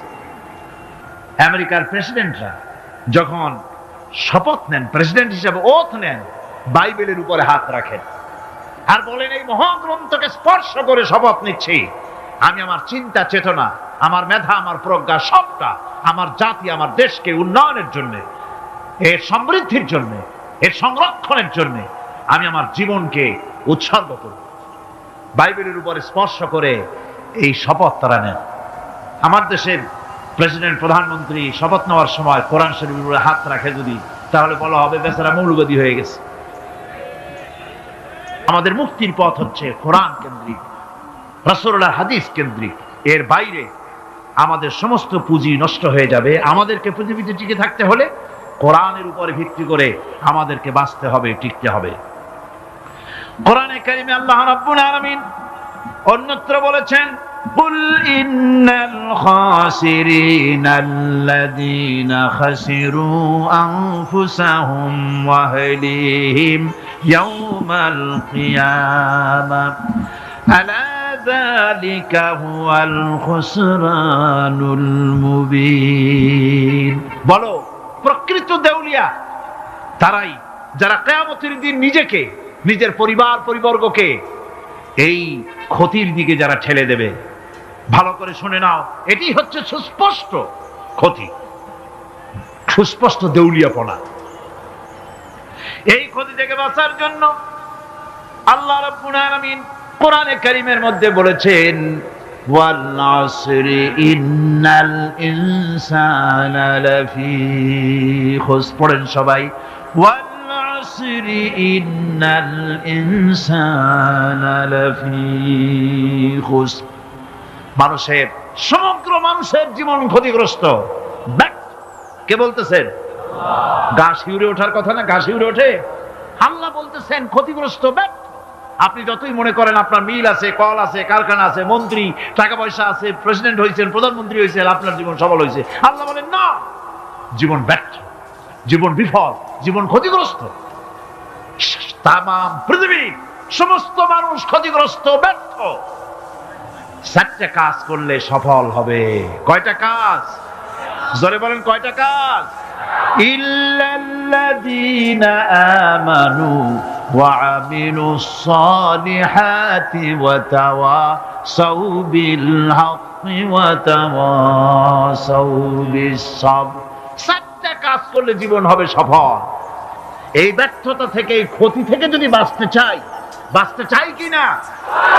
কারা কারা চাই? দেখাই তো হাত। কারা কারা চাই? ক্ষতির হাত থেকে বাঁচতে চাই কারা? আলহামদুলিল্লাহ, হাত নামা। ক্ষতির হাত থেকে যারা বাঁচতে চান, আল্লাহ রাব্বুল আলামিন তাদের জন্য ফর্মুলা পেশ করেছেন, ইল্লাল্লাযীনা আমানু ওয়া আমিলুস সালিহাতি ওয়া তাওয়াসাউ বিল হাক্কি ওয়া তাওয়াসাউ বিস সাবর। আল্লাহ পাক বলেন 4টি কাজ করলে জীবন সফল হয়ে যাবে। কয়টা কাজ? 4টা কাজ করলে জীবনটা সফল হয়ে যাবে। 1 নম্বরে ঈমান। 1 নম্বরে কি? ঈমান। এটাই হচ্ছে ফাউন্ডেশন। ক্ষতি থেকে বাঁচার জন্য প্রথম যে গুণটি, সেটির নাম হচ্ছে ঈমান। ইসলামে ঈমানের স্থান সর্বপ্রথম, তারপরে হচ্ছে ইসলাম। ঈমান আগে, তারপরে কি? ইসলাম। ইসলাম হচ্ছে বীজ, ঈমান হচ্ছে বীজ, আর ইসলাম হচ্ছে চারা, গাছ। এটা হচ্ছে ভিত্তি। এই ভিত্তিকে সর্বপ্রথম মজবুত করতে হবে। ঈমানের ভিত্তি, ঈমানের ভিত্তি দুনিয়ায় ঈমানের আহ্বান জানাবার জন্যই আল্লাহ রাব্বুল আলামিন সমস্ত নবী এবং রাসূলদেরকে পৃথিবীতে পাঠিয়েছেন ঈমানের আহ্বানের জন্য। দুনিয়ার সমস্ত নবীদের দাওয়াত ছিল ঈমানের দাওয়াত। কিসের দাওয়াত? এই ঈমানের দাবিটা আসছে, এই দাওয়াতটা এসেছে আল্লাহর কাছ থেকে। কার কাছ থেকে? দেখুন, পৃথিবীর ভিতরে কোন নবীদের কথার সাথে আরেকজন নবীর কথার কোনো বৈপরীত্য হয় নাই। সমস্ত নবীদের কথা একরকম ছিল। কয় রকম? একজন নবীর সঙ্গে তার বক্তব্যের সাথে আর একজন নবীর বক্তব্যের কোনো গুণগত মৌলিক কোনো পার্থক্য ঘটে নাই, অসঙ্গতি হয় নাই। কারণ নবীরা আম্বিয়া আলাইহিমুস সালাম নিজেরা বানিয়ে কথা রচনা করে তারা মানুষের সামনে পেশ করে নাই। সমস্ত নবীদের কাছে যত দাওয়াত এসেছে একটা অফিস থেকে এসেছে, সে অফিসটা হচ্ছে কার? আল্লাহ রাব্বুল আলামিনের। তাই দুনিয়ার সমস্ত পয়গম্বরদের দাওয়াত ছিল না ইলাহা ইল্লাল্লাহ, লা ইলাহা ইল্লাল্লাহ, লা ইলাহা, লা ইলাহা ইল্লাল্লাহ মুহাম্মাদুর রাসূলুল্লাহ। এটাই ছিল সমস্ত নবীদের দাওয়াত। কোরআনে কারীম তার ধারক এবং বাহক সম্পর্কে বলে যে তিনি যে দাওয়াত দিয়েছেন সে দাওয়াতটা হলো ঈমানের দাওয়াত। আমাদের নবী তিনি এসে যে দাওয়াত দিয়েছেন সে দাওয়াতটা কিসের? কোরআনে কারীম বলছি ربنا إننا سمعنا مناديا ينادي للإيمان। হে আমাদের রব, নিশ্চয়ই আমরা এমন একজন আহ্বায়কের আহ্বান শুনেছি যিনি আমাদেরকে ঈমানের দাওয়াত দিয়েছেন। এমন কোন পয়গম্বর নাই দুনিয়ায় যিনি ঈমানের দাওয়াত দেন নাই। সকলেই ঈমানের দাওয়াত মানুষের সামনে, বিশ্ববাসীর সামনে পেশ করেছেন। কোরআনে হাকিম স্পষ্ট একটা সীমারেখা দুনিয়ার মানুষের সামনে পেশ করে পৃথিবীর মানুষগুলিকে দুটি শ্রেণীতে বিভক্ত করে দিয়েছে। একটি হচ্ছে ঈমান পোষণকারী, আর একটি হচ্ছে অবিশ্বাসী।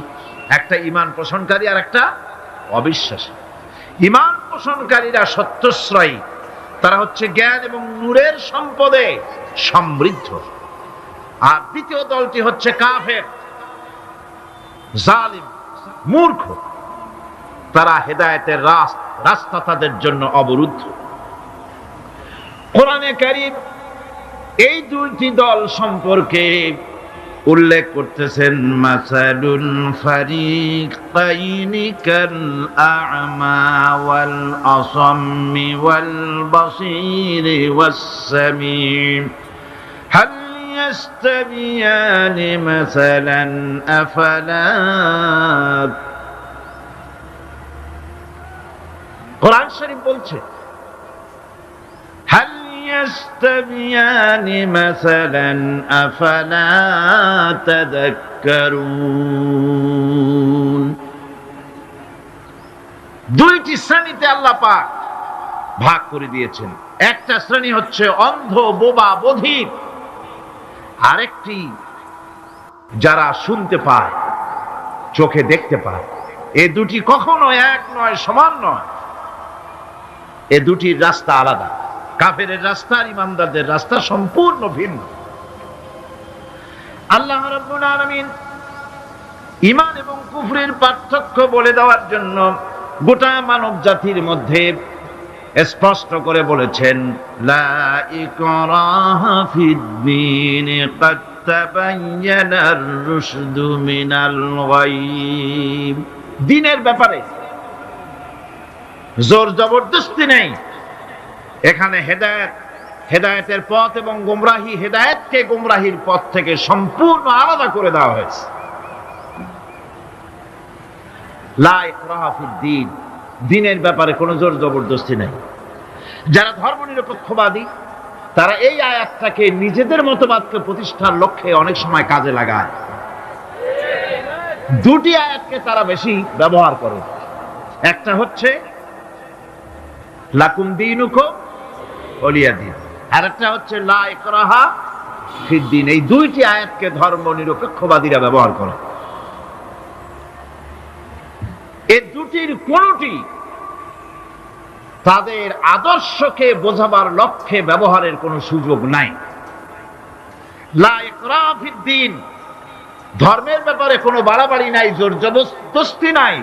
এ কথা বলা হয়েছে এই কারণে যে কোন বিধর্মীকে, অমুসলিমকে ভয় দেখিয়ে, লোভ দেখিয়ে,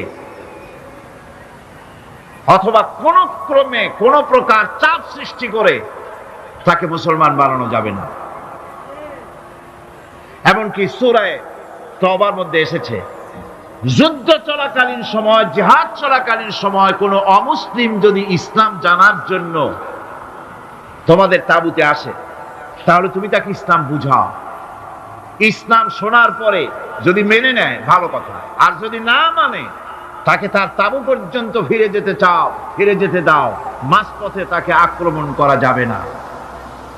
ধর্মের ব্যাপারে কোনো বাড়াবাড়ি নাই, লা ইকরাহা ফিদ্দীন।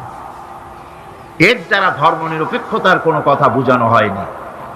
আর লাকুম দীনুকুম ওয়ালিয়া দীন, এটা ছিল কাফেরদের সেই বক্তব্যের প্রেক্ষিতে যেখানে কাফেররা বলেছিল মুহাম্মদ সাল্লাল্লাহু আলাইহি ওয়াসাল্লাম, আসুন আমরা এক কাজ করি, সেটা হলো ধর্ম নিয়ে আমাদের মধ্যে যে বাকবিতণ্ডা হচ্ছে, আমরা ধর্মকে 50-50 ভাগ করে নিই।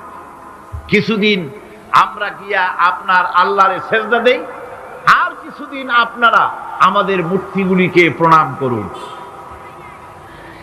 এই প্রস্তাব যখন রাখল, আল্লাহ রাব্বুল আলামিন সূরা কাফিরুন অবতীর্ণ করে দিলেন, কুল ইয়া আইয়ুহাল কাফিরুন লা আ'বুদু মা তা'বুদুন। হে কাফেরেরা, হে অবিশ্বাসীরা, নবী আপনি বলুন, হে অবিশ্বাসীরা, তোমরা যার ইবাদত করো আমরা তার ইবাদত করি না, আবার আমরা যার ইবাদত করি তোমরাও তার ইবাদত করো না।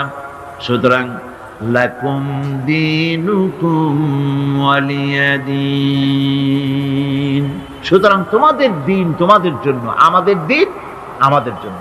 এখানে নিরপেক্ষতার কথা বলা হয় না, এখানে পক্ষের কথা বলা হয়েছে। কিসের পক্ষ? ধর্মের পক্ষ। কিসের পক্ষ? হিন্দু, খ্রিস্টান, বৌদ্ধ, তোমরা তোমাদের ধর্মের পক্ষে থাকো। মুসলমান, তোমরা তোমাদের ধর্মের পক্ষে থাকো। ধর্মের ব্যাপারে নিরপেক্ষ হওয়ার কোনো সুযোগ নাই। আছে নাকি সুযোগ? আমি পার্লামেন্টে বলেছি এই কথা, যে একটা ধর্মের উপরে বিশ্বাস করে নিজেকে একটা ধর্মের পক্ষের ব্যক্তি হিসাবে ঘোষণা করে কেউ বলছে, দাবি করছে আমি হিন্দু, কেউ বলছে আমি বৌদ্ধ, কেউ বলছে আমি খ্রিস্টান, কেউ বলছে আমি মুসলমান। নিজেকে একটা ধর্মের বিশ্বাসে বিশ্বাসী ঘোষণা করার পর আমি ধর্মনিরপেক্ষ, এই কথাটা মিথ্যা, বানোয়াট, জালিয়াতি, প্রতারণা, মুনাফিক। কোন ধর্মের অনুসারী ব্যক্তি ধর্মনিরপেক্ষ হতে পারে না। কেবলমাত্র নাস্তিক, যারা আল্লাহরে মানে না, আল্লাহকে স্বীকার করে না, ওরা বলতে পারে আমরা ধর্মনিরপেক্ষ, ধর্মের ব্যাপারে আমরা নিরপেক্ষ, গুলো মানি না, বিশ্বাস করি না। কিন্তু যারা ধর্মে মানে, সেদের যে ধর্মেরই হোক না কেন, সে ব্যক্তি ধর্মনিরপেক্ষ যদি দাবি করে, এটা মিথ্যে কথা, এটা মুনাফিকি ছাড়া আর কিছু হতে পারে না।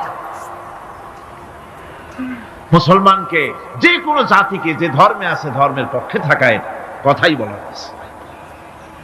এখন আমি বলতেছিলাম ইমানের কথা। ইমান আগে আনতে হবে।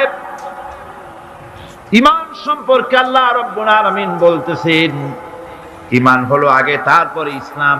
আবার ইমান আনার আগে আবার কুফরি একটা শব্দ আছে, সেটা হলো ফামান ইয়াকফুর বিত্তাগুতি ওয়া ইউমিন বিল্লাহি ফাকাদ ইসতামসাকা বিল উরওয়াতিল উসকা লা ইনফিসামা লাহা ওয়াল্লাহু সামিউন আলীম। ফামান ইয়াকফুর বিত্তাগুত, যে ব্যক্তি তাগুতকে অস্বীকার করেছে, সর্বপ্রথম তাগুতকে অস্বীকার করতে হবে। ওয়া ইউমিন বিল্লাহ, আর এরপরে আল্লাহর উপরে যে ঈমান আনলো, ফাকাদ ইসতামসাকা বিল উরওয়াতিল উসকা, সে এমন এক শক্ত অবলম্বন ধারণ করলো যা তাকে কোনো কিছুই বিচ্ছিন্ন করবে না, ধ্বংস করে দেবে না। সুবহানাল্লাহ। এখন সত্যিকারের ইমানদারের পরিচয়টা কি? কোরআনে কারীম সত্যিকারের ইমানদারের পরিচয় এভাবে পেশ করতেছে, ইন্নামাল মুমিনুনা আল্লাযীনা আমানু বিল্লাহি ওয়া রাসূলিহি সুম্মা লাম ইয়ারতাবু ওয়াজাহিদু বিআমওয়ালিহিম ওয়া আনফুসিহিম ফি সাবিলিল্লাহ উলাইকা হুমুস সাদিকুন। ঈমানের দাবিতে সত্যবাদী কারা? ইন্নামাল মুমিনুনা আল্লাযীনা আমানু বিল্লাহি ওয়া রাসূলিহি।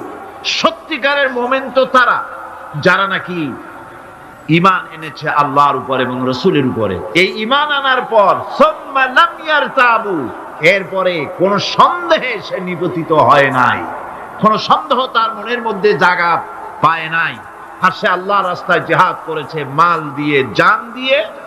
উলাইকা হুমুস সাদিকুন, এরাই হলো ঈমানের দাবিতে সত্যবাদী। সুম্মা লাম ইয়ারতাবু, অথবা এক বিন্দু সন্দেহ মনের মধ্যে জায়গা দেয় নাই। অর্থাৎ ঈমান আনছি কার উপরে? আল্লাহর উপরে। কার উপরে? আর তার রাসূলের উপরে। আল্লাহ এবং রাসূলের উপরে ঈমান আনার পর যারা আল্লাহ এবং রাসূলের বিধান জীবনের সকল ক্ষেত্রে মানতে পারে নাই, তারাই সন্দেহে নিপতিত হয়েছে। কথা বুঝতে পেরেছেন? তাদের সন্দেহ এই কোরআন মানুষের জীবন, তার সম্পদ, তার রাজনীতি, তার অর্থনীতি পরিচালনা করতে পারে না। সেই জন্য ধর্মের ব্যাপারে কোরআন মানি, ধর্মের ব্যাপারে নামাজ আর রোজা মানি, কিন্তু রাজনীতিতে ধর্ম মানি না। এটাই হলো সন্দেহ। এটাই কি? সন্দেহ, অবিশ্বাস। জীবনকে তারা দুইটা ভাগ করেছে, এক ভাগ রাজনীতির জন্য, আর এক ভাগ কিসের জন্য? ধর্মের জন্য। আব্দুল্লাহর তেলাওয়াতের জ্বালায় এত জোরে তেলাওয়াত করে ঘুমাইতে পারি না, বিশ্রাম করতে পারি না। নবীজি বললেন, তোমরা আব্দুল্লাহকে তেলাওয়াত করতে দাও, যত খুশি জোরে তেলাওয়াত করুক। তার কারণ হলো তার ঈমানটা এত চড়া দামে ঈমান এনেছে, পরনের লুঙ্গিটাও আনতে পারে নাই। ইত্যবসরে তাবুকের যুদ্ধের দামামা বেজে উঠেছে। রোমানদের সাথে রাসূলুল্লাহর যুদ্ধ হবে।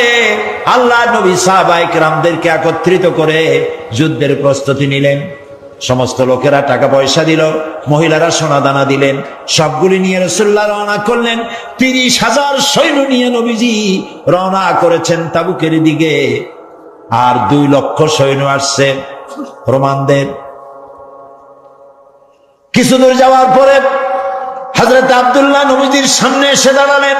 বললেন, ইয়া রাসূলুল্লাহ, সাহাবায়ে কিরাম পুরুষ আর নারীরা যা তাদের কাছে ছিল সব খুলে খুলে আপনাকে দিয়ে দান করেছে জিহাদের জন্য।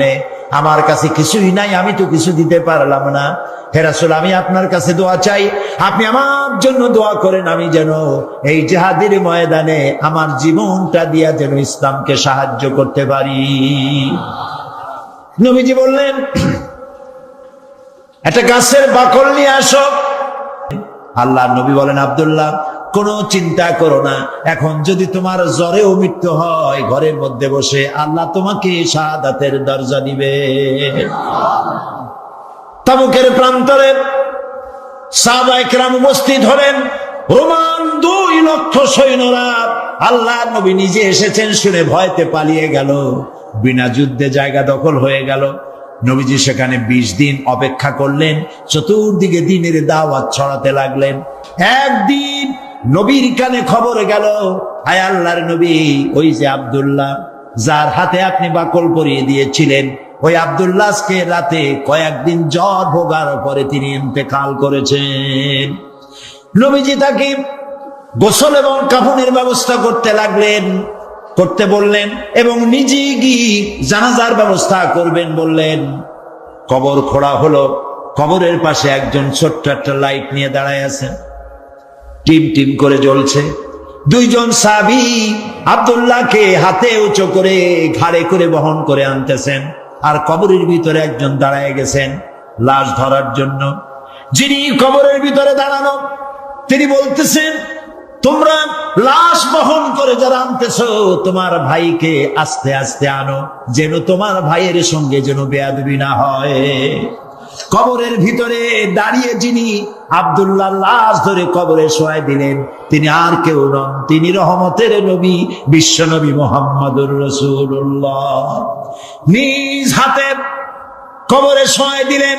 বহন করে যারা এনেছিলেন তারা হলেন আবু বকর, ওমর রাদিয়াল্লাহু তাআলা আনহুমা, আর আলো নিয়ে যিনি দাঁড়িয়েছিলেন তিনি হযরত বেলাল।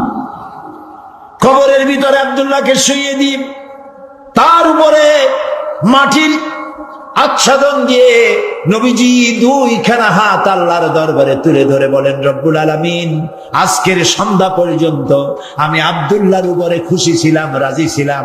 আয় আমার আল্লাহ, তুমি আব্দুল্লাহর প্রতি খুশি আর রাজি হয়ে যাও।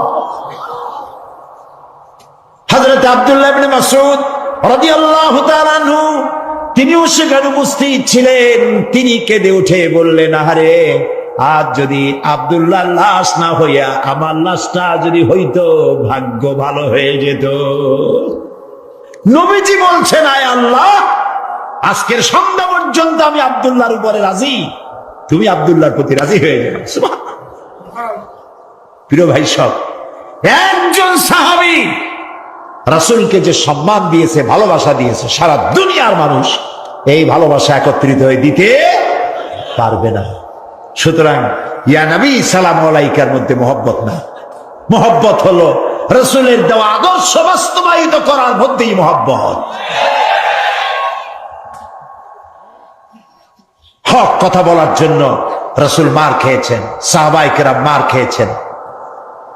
আমরা হক কথা বলতে ভয় পাই, অনেকে ভয় পান হক কথা বলতে। হক কথা বলতে যদি দাওয়াত না হয়, যত পারা যায় মাইজিয়া ঘষিয়া কথা কইয়া টইয়া কোন রকম গোলে বালে যাবে দিন, পকেট ভরলেই হয়, ঠিক কিনা? পকেট ভরার কাম হাদিয়া তোহবার কাম। প্রিয় ভাই সব, এটা হাদিয়া তোহবার রাস্তা না, এ রাস্তা রক্ত পিচ্ছিল, এ রাস্তা বড় কঠিন, দান দান শহীদ হওয়ার রাস্তা, কাঁচা কলিজা চামড়ায় খাওয়ার রাস্তা। হযরত হামজা রাদিয়াল্লাহু তাআলা আনহুর কলিজা চাবাই খেয়েছিল কাফেররা। এই কষ্ট করার পর ইসলাম এসেছে। ইসলামকে টিকে রাখতে হবে এবং দুনিয়ার সামনে প্রমাণ করতে হবে মুসলমানেরাই কেবলমাত্র আদর্শবান, পৃথিবীর শান্তি স্বস্তি মুসলমানেরা দিতে পারে, ইসলাম দিতে পারে, এটা বুঝাতে হবে। কিন্তু যে পথে আমাদের লোকেরা রওনা হয়েছে, এই পথ আসল পথ নয়। একজন ব্যক্তির পিছনে দৌড়ানো, শখপরস্তি, ব্যক্তি পূজা, মাজার পূজা, পীর পূজা, এইসব পূজা দিয়ে গোটা দেশ কোথায় যাচ্ছে? আদর্শ ছেড়ে দিয়ে। প্রিয় ভাই সব, এই জন্য আমাদেরকে বুঝতে হবে, এই ধারণা বদ্ধমূল করে নিতে হবে, আল্লাহ যত নবী পাঠাইছেন সব নবীরা কি ছিলেন? মানুষ। বলেন সবাই। কিন্তু কাফেরেরা এটা মানতে পারে নাই। কাফেরেরা বলতো, মা হাদা ইল্লা বাশারুম মিসলুকুম ইউরিদু আন ইয়াতাফাদ্দালা আলাইকুম ওয়ালাউ শাআল্লাহু লাআনজালা মালাইকাতাম মা সামি'না বিহাদা ফি আবাইনাল আউয়ালিন।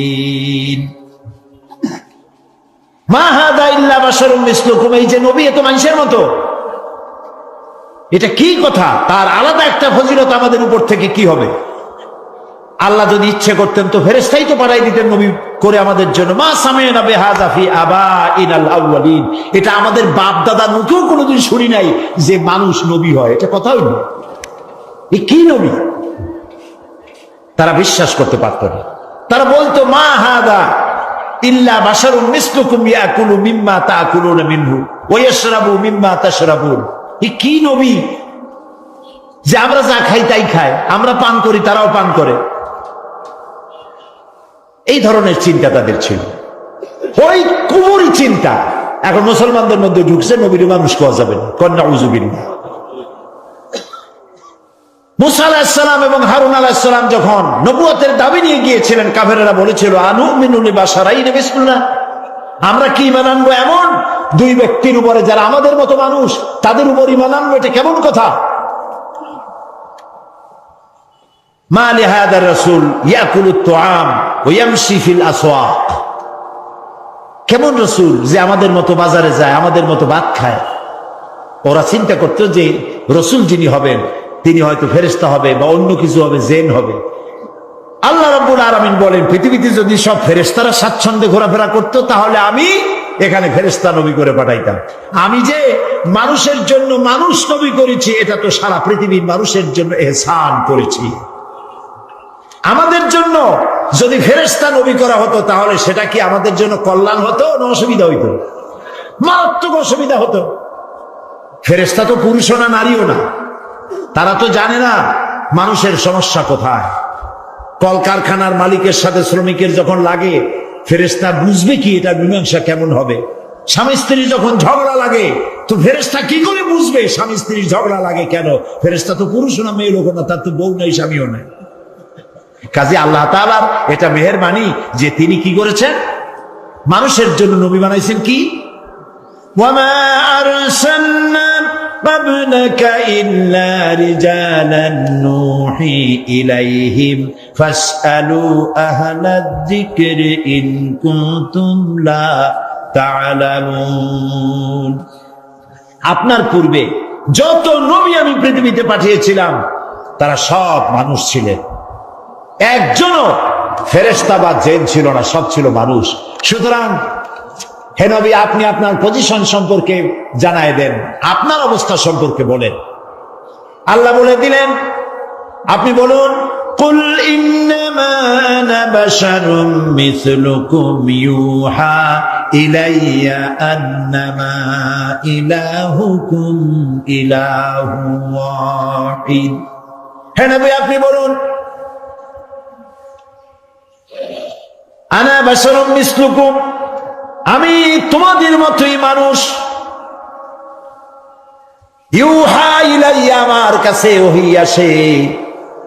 আর তোমার আর আমার, তোমাদের আর আমার ইলাহ এক, আমি তোমাদের মতো মানুষ। কুল ইন্নামা আনা বাশারুম মিসলুকুম, আমি তোমাদের মতো মানুষ। বুঝতেছেন কথা? এই কথার ব্যাখ্যা সব সময় আমি চেষ্টা করি মানুষকে বুঝাবার জন্য। আল্লাহ তৌফিক দিন, বলেন আমি। ইন্নামা আনা বাশারুম মিসলুকুম, আমি তোমাদের মতো মানুষ, এই কথার ব্যাখ্যা দরকার। তা না হলে আন্দাজে দেখবেন এই যে কথা বললাম, যদি ব্যাখ্যা না দেওয়া হয় তাহলে কেউ কেউ আগামীকাল থেকে ওয়াজ করা শুরু করবেন, এই সাইদি আসছিল, আসে বলে গেছে নবী নাকি আমাদের মতো সাধারণ মানুষ। আর লোকেরা কবে নাউজুবিল্লাহ, কই লোক? নবী মানুষ, কিন্তু মানুষের মধ্যে দুইটা শ্রেণী। কয়টা শ্রেণী? একটা হলো সাধারণ আর একটা হলো অসাধারণ। একটা মানব আর একটা বলেন মহামানব। রাসূলুল্লাহ মানুষ, মানব, কিন্তু মহামানব। তিনি মানুষ, তবে সাধারণ মানুষ নয়, অসাধারণ মানুষ। সুবহানাল্লাহ। মানুষ কোন দিক দিয়ে? মানুষ এই দিক থেকে আমাদের মতো মানুষ, এই দিক থেকে আমরা ঘুমাই, রাসূলও ঘুমায়। আমরা খাই, তিনিও খান। আমরা বিয়ে করি, বাচ্চা হয়, তিনিও বিবাহ করেছেন, বাচ্চা হয়েছে। তার শরীর কাটলে যে রক্ত বেরোতো, সে রক্ত সাদা ছিল না, সে রক্ত আমাদের মতো লাল রক্ত ছিল। তিনি আনন্দ পেলে হাসতেন, দুঃখ পেলে কাঁদতেন। নবী করিম সাল্লাল্লাহু আলাইহি ওয়াসাল্লামের ছেলে মারা গেল, তিনি কাঁদতেছিলেন, চোখ দিয়ে পানি পড়তেছিল। সাহাবায়ে কেরাম বললেন, হে রাসূল, আপনি তো আমাদের কাঁদতে নিষেধ করেছেন। নবী করিম সাল্লাল্লাহু আলাইহি ওয়াসাল্লাম বলেছেন, আমি চিল্লাতে নিষেধ করেছি, আমার চোখ দিয়ে যেটা পড়ছে এটা হলো মুহাব্বত। আমার অন্তর আল্লাহর দিকে, তার ইচ্ছার উপরে রাজি আছে, কিন্তু চোখ দিয়ে মুহাব্বতের পানি পড়তেছে, করুণার পানি, দয়ার পানি, রহমতের পানি পড়তেছে। আমার দিলের মধ্যে কোনো প্রতিবাদ নাই। মাঝখানে একটা কথা বলে রাখি, অনেক আমাদের দেশে প্রায় কেউ যদি মারা যায়, বাড়ির মধ্যে কান্নার রোল পড়ে যায়, হয় কিনা বলো? কথা কন না কেন? কান্নার রোল পড়ে যায়। আমরা মেয়ে লোকেরা চট্টগ্রামে কি করে জানি না, এই বরিশাল বিভিন্ন জায়গায় মেয়ে লোকেরা যখন কান্দে তখন সুর করে কান্দে। দুঃখের মধ্যে সুর আসে কেমনে আমি বুঝিনি। সুর দিয়ে, সুর না হলে কাঁদতে পারবে। আপনাদের এদিকে আছে কোথায়? হ্যাঁ আছে, সুর দিয়ে কাঁদে। এই যে বিলাপ করতেছেন কেন? আপনি আওয়াজ করে কাঁদছেন কেন? তার অর্থ দাঁড়াচ্ছে আল্লাহর সিদ্ধান্তের বিরুদ্ধে আপনি প্রতিবাদ করছেন। বলেন নাউজুবিল্লাহ, বলেন নাউজুবিল্লাহ। আজকে সকালে আমি এক মহিলার জন্য দোয়া করেছিলাম। বিশ্ব ইসলামী আন্দোলনের নেতা অধ্যাপক গোলাম আজম, জামাত ইসলামী বাংলাদেশের সাবেক আমির, তার বড় ছেলের বউ পুত্রবধূ সালমা মুন্নিনা, এই তার এই পুত্রবধূ আমাকেও শ্বশুরের মতো ভক্তি করেছে, মহব্বত করেছে।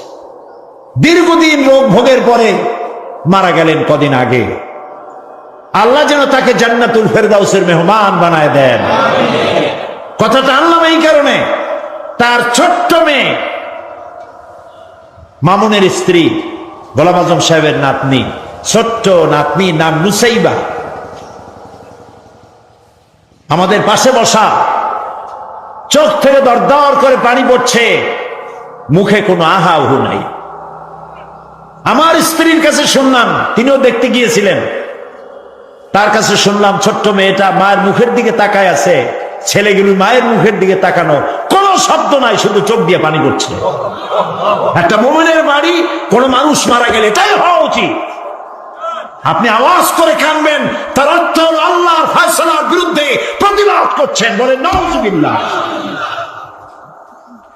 আপনার কলিজার টুকরা সন্তান মারা গেছে, আপনি বলুন ইন্না লিল্লাহি ওয়া ইন্না ইলাইহি রাজিউন।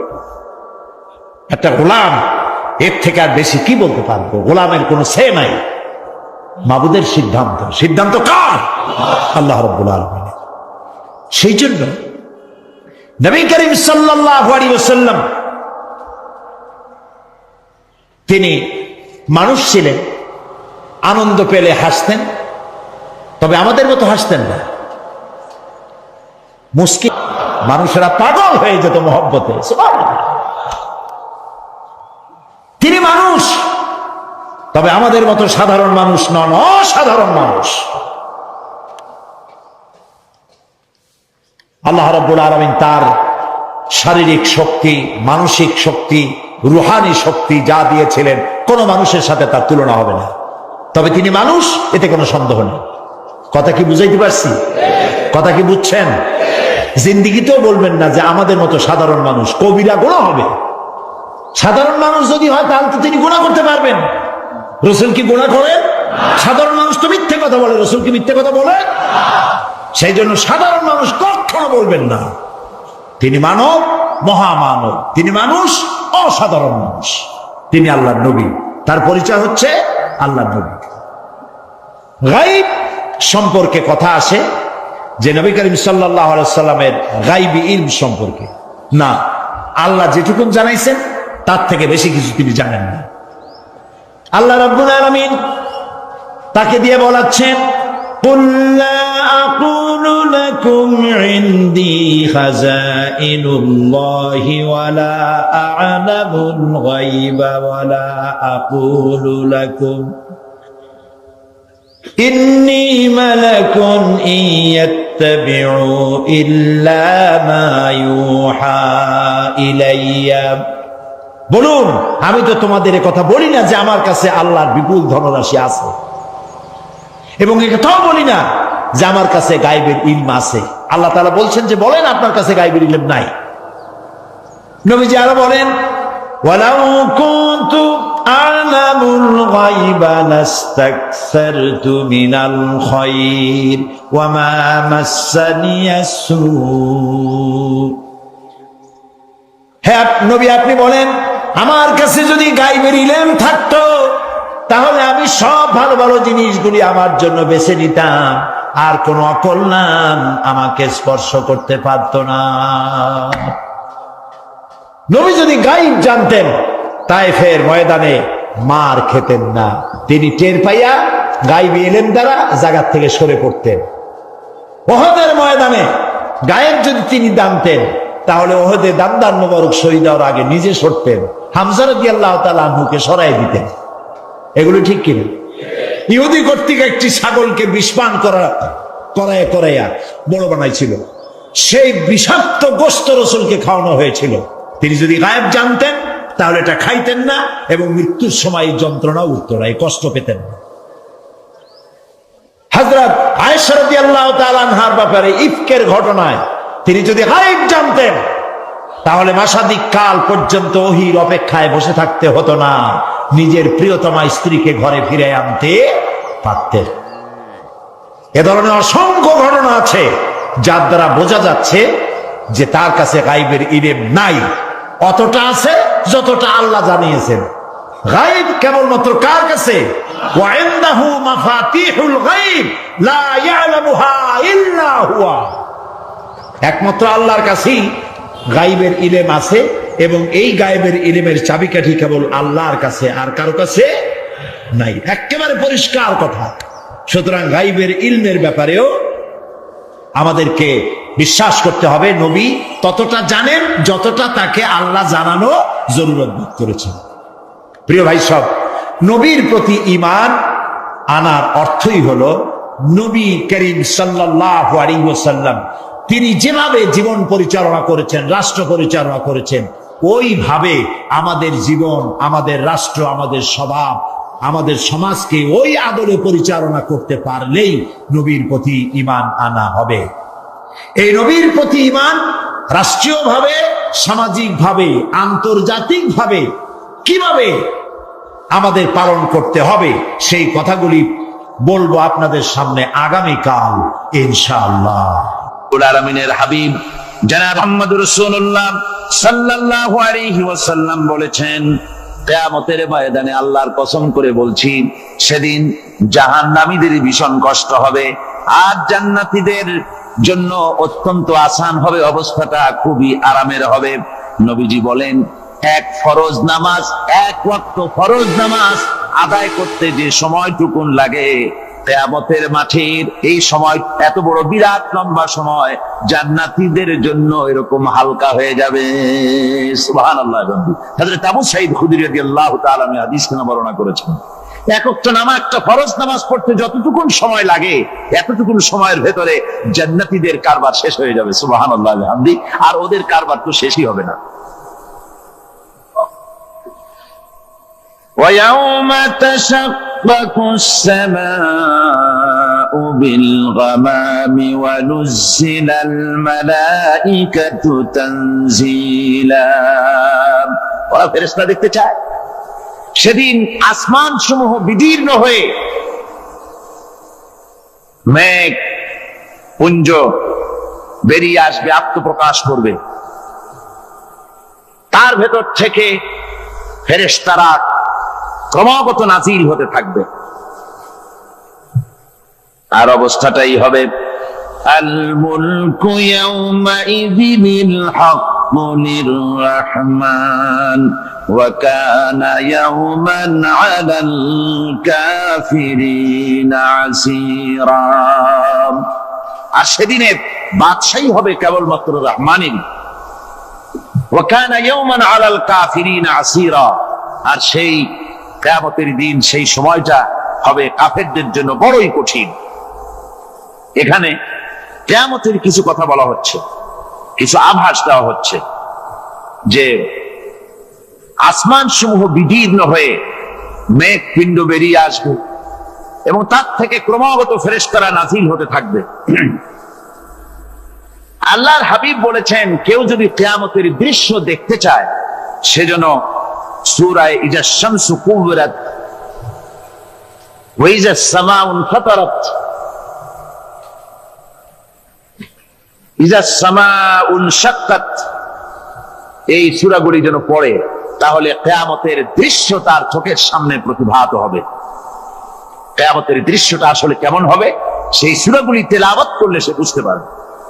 যেমন আল্লাহ পাক বলছেন, إذا السماء فطرت وإذا الكواكب انتثرت وإذا البحار فجرت وإذا القبور بعثرت যখন আকাশসমূহ চূর্ণ বিচূর্ণ হয়ে যাবে আর তারকাসমূহ বিক্ষিপ্ত হয়ে পড়বে, সমুদ্র মহাসমুদ্রগুলি দীর্ণ বিদীর্ণ হয়ে যাবে, কবরগুলি সব উদ্গীরণ করে দেবে, তার মধ্যে যা আছে সে সবগুলি।